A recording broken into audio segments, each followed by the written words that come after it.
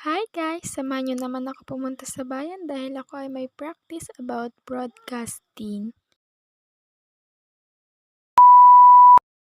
Papunta pa lang pero mukhang haggard na, walang kaliptint-liptint. Malapit na nga ako sa mga oras na yan at buti na lang ay may tricycle na agad at hindi na ako naghintay ng matagal. At kung naghintay pa nga ako dyan ng matagal ay mas malilate na nga ako, baka mawala na ako ng kagrupo. Andito na nga ako sa location namin, call time 8, dumating 10. More puyat pa. Outfit check.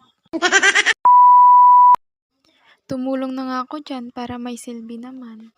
Late na nga, tapos di pa tutulong.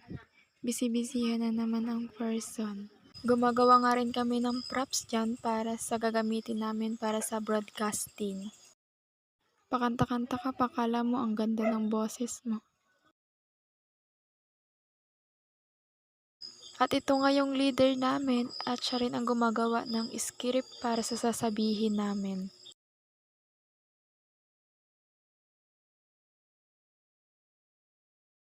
Binabasa-basa ko nga muna dyan yung sinusulat niyang script. Akala mo naman may itutulong.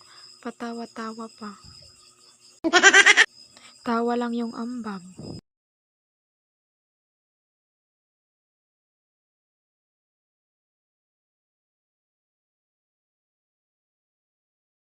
Tapos na nga kami sa paggawa ng props kaya nagpahinga muna kami.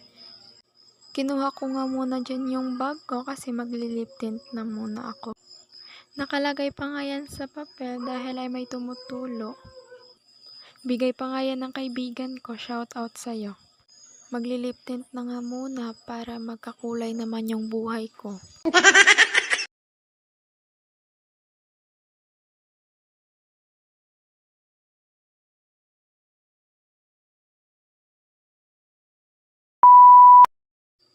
Nagpa-practice na nga kami dyan.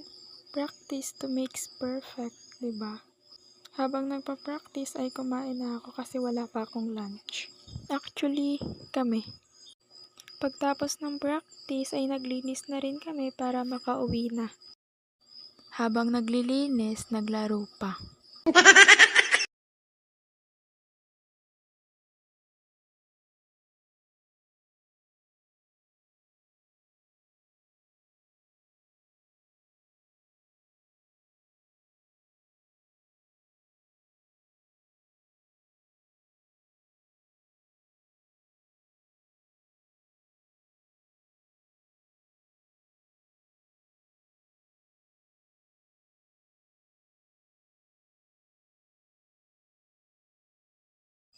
Nang matapos na namin ang paglilinis ay umalis na rin kami at habang naglalakad, napagdesisyon na namin na kumain na muna sa lugawan dahil libre daw ng kasama namin. Kaya for the go. Habang kumakain ay nagkukwentuhan rin kami kaya di ko na malaya na ubos na nga pala yung sa kanila at sa akin hindi pa. Habang umalis sa lugawan, ngumunguya pa. Kung nakita mo to, sign mo na para maglugaw ka na.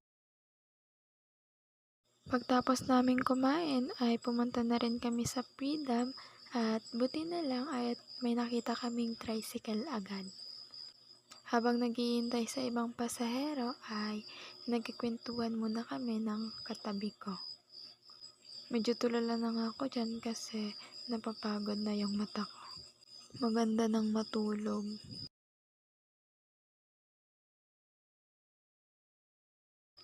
At nang mapuno nga yung tricycle ay umalis na rin. Fast forward at andito na nga ako at maglalakad na naman. Habang naglalakad ay bumili na muna ako ng merienda.